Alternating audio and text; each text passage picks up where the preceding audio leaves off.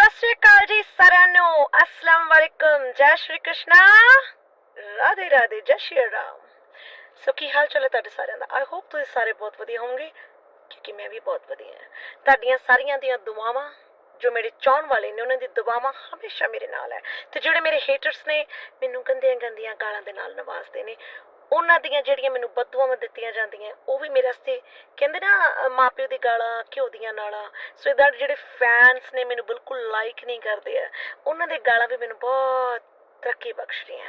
जिउंदे रहो वसदे रहो तुसीं सारे मौजा मारो तरक्कियां बख्शो। तो मैं एक गल आखी सी एक वीडियो विच शायद तुहानूं सारिਆਂ ਨੂੰ याद होगी। सो गल दोबारा रिपीट करन लगी अज।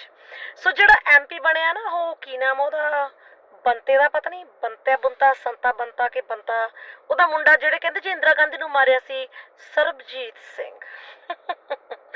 याद ਉਹਦੇ MP ਬਣਨ ਤੋਂ ਪਹਿਲੇ ਜਦੋਂ ਚੋਣਾਂ ਵਿੱਚ ਖੜਿਆ ਸੀ मैं एक गल आखी सी। क्या बोला था मैंने ये बोला था कि ये बंदे ने कभी कोई सेवा नहीं की, कभी कुछ काम नहीं किया जिंदगी में। अचानक से इसके दिमाग में ऐसा क्या आया कि राजनीति में कूद पड़ा। भाई नोटों का चस्का बड़े बड़ों को पागल कर देता है। तो ये बंदा भी नोट के चक्कर में वोटिंग में घुस गया। ठीक है, अब इसके भाई की वीडियो रिलीज हुई है। सुनिए इसके भाई इसके खिलाफ क्या बयान दे रहा है जो ऑस्ट्रेलिया में बैठा है कि इनकी एक कोठी है जो इनके पूजनीय माता और पिताजी की थी। बताया कि माता जी ने बनाई थी बाद में। तो कोठी के 3 वारीवार से, एक ये सरबजीत, एक इसका भाई और एक इसकी बहन। अब सरबजीत ने उस पर कर लियो कब्जो भाई। वो कहता घुसो मत इधर, FIR काट दूंगा क्योंकि मैं MP हूं ना। अब MP होने का वो फायदा क्या उठा रहा है? वो अपने भाई को बोल रहा है कि मैं MP हूं अब तो यहाँ पे मत घुसना, कोठी पे मेरा कब्जा है।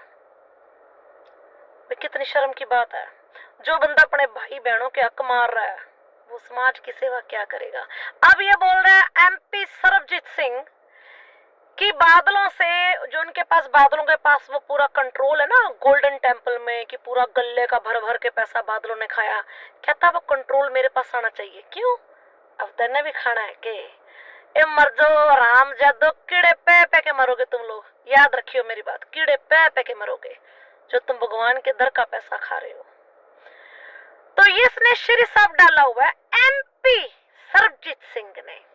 सरबजीत अंकल दाढ़ी चिट्टी है आपकी, श्री साहब डाल के आप उसको पेंट लगा रहे हैं। कहीं वो जो पन्नू कुत्ता उसकी तरह जुत्ते वाली पॉलिश तो नहीं घिसा रहे हो अपनी दाढ़ी के ऊपर। कमबख्ता तुम लोगों की वजह से सारे मार्केट की जुत्ते वाली पॉलिश महंगी हो गई है। शर्म आनी चाहिए। क्योंकि अमृत छकने के बाद, श्री साहब डालने के बाद आप अपने बदन के किसी अंग का भी बाल नहीं काट सकते और रंग नहीं कर सकते हैं। आप जैसे हैं, जैसे नेचुरल आप बूढ़े हो रहे हैं आप ऐसे ही दिखोगे सबको। तो भाई उसका बोल रहा भाई मैं 5 साल छोटा हूँ, कहता दौड़ा जाटा है मेरा। तो इससे पूछो इसकी दाढ़ी काली, सब कुछ काला कैसे है? कैसे काला किया सरबजीत तूने? लोगों से पैसा मांग मांग के साले मुंह काला करवाया तूने बड़ा।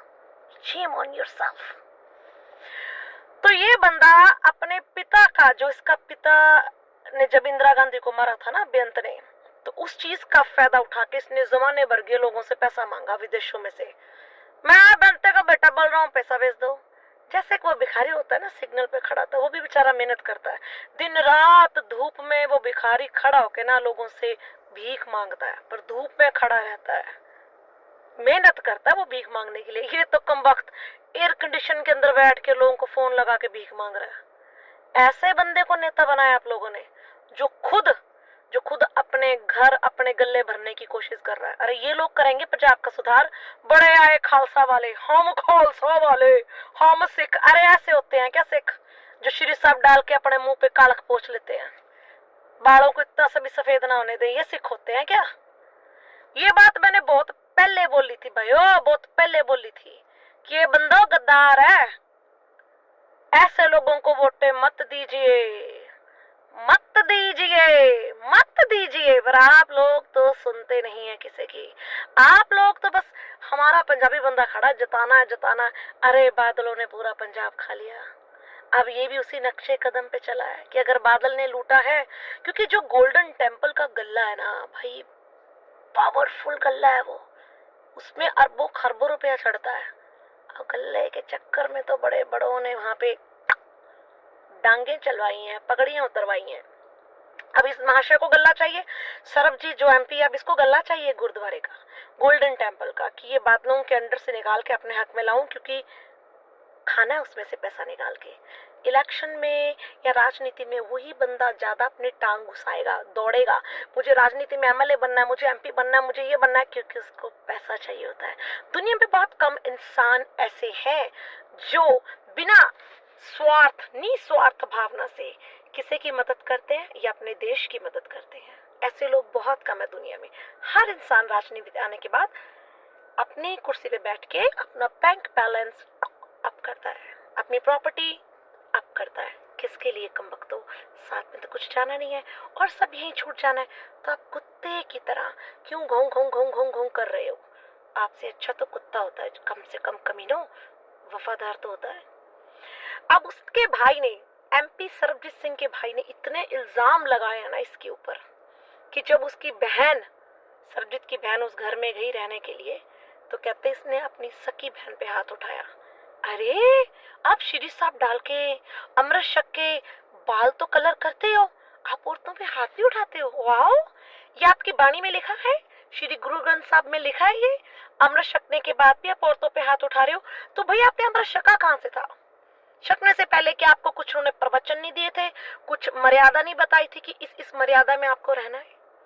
गुरु महाराज ने बोला था ये कि औरत पे हाथ उठाइए, चाहे अपनी हो, अपनी बीवी हो, बहन हो, अपनी माँ हो, चाहे बाहर वाली हो, किसी की भी माँ बहन हो, औरत पे हाथ उठाना मर्द मर्द नहीं कहलाता, नपुंसक नामर्द कहलाता है वो।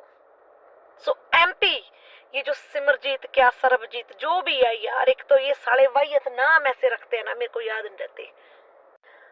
वो जो भैंस जब गोबर करती है ना, देखा होगा ना जिनके घर में भैंसे हैं भाई, जिन्होंने भैंसों का, गायों भैंसों का व्यापार किया है या घर में गाँव भैंसों का दूध पिया है, तो उसका जो गोबर नीचे आके गिरता है ना, जिसे हम ठोस बोलते हैं, वो जब नीचे पड़क देने गिरता है तो उसकी शेप बदल जाती है, वो चपटा हो जाता है। ये जो एमपी सरबजीत है ना, इसकी शक्ल बिल्कुल वही ठोस जैसी है।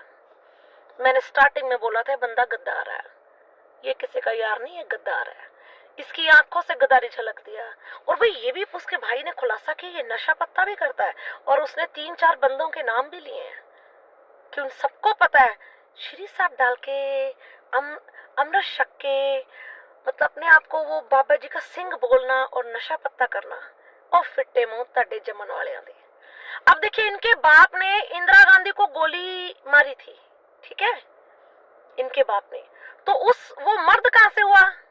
मर्द तो वो भी नहीं था, क्योंकि मर्द औरत पे हाथ नहीं उठाता। मर्द औरत को कभी मारेगा नहीं। मर्द हमेशा उसी इंसान के साथ झगड़ा करेगा जो उसके बराबर बलपूर्वक ताकतवर होगा। औरत में तो शुरू से ही टेस्टोस्टेरोन की कमी होने की वजह से मर्दों के बराबर तो उसमें जोर होता नहीं, उसको तो जोर बनाना पड़ता है भाई, जिम विम जाके। तो अब उसने मारी इंदिरा गांधी, तो वो भी गया लुढ़का दुनिया से। अब देखो आज उसके परिवार में क्या हो रहा है। अगर आप सोचें कि बहुत जो ये खालिस्तानी है, ये खोतिस्तानी कुत्ते भौंकते हैं जो, ठीक है, भाव भाव करते हैं कि हाँ सौदा लाता इंदिरा गांधी, अरे जिसने सौदा लगाया वो तो चला गया। देखिए आज उसके घर में क्या हो रहा है, वो अपने भाई बहनों को सौदा लगा रहा है, बड़ा बेटा उनकी प्रॉपर्टी खा रहा है, पैसे के पीछे लालची कुत्ते की दौड़ है। पूरी कंट्रीज में बेअंत सिंह का जो ये जो बेटा है ना, एमपी सरबजीत सिंह, पूरी कंट्री से लोगों से इसने भीख में पैसे मंगवाए अपना बाप का नाम लेकर, और कहते जब इसका कोई, इसके बाप का वो शहीदी दिवस आता था ना, ये बंदा कभी वहां टाइम पे नहीं पहुंचता था, क्योंकि उसको बाप से कोई मतलब नहीं है, मरने वाला मर गया। तो ये वो औलादे हैं, ये वो नस्ली गंदी औलादे हैं जो अपनी बाप के मौत का फायदा उठाकर उससे फंड इकट्ठे करते हैं, अपना घर चलाते हैं। ऐसे लालची कुत्ते को आपने एमपी बनाया। अभी देखिए मेरी वीडियो पे आपको बहुत गुस्सा आएगा, गंदी गंदी गालियां भी करेंगे, पर अभी सब्र कीजिए, सब्र कीजिए, थामा थामा भाई थामा। अभी देखिए आगे आगे क्या होने वाला है, इसकी हकीकतें कैसे आप पंजाबियों के सामने आएंगी, और कैसे आप सोचेंगे कि नैन्सी ने बोला सच था, थोड़ा कड़वा था, और कड़वी चीज भाइयों कभी हजम को नहीं हुआ। याद रखना ये बात। जय हिंद, जय भारत।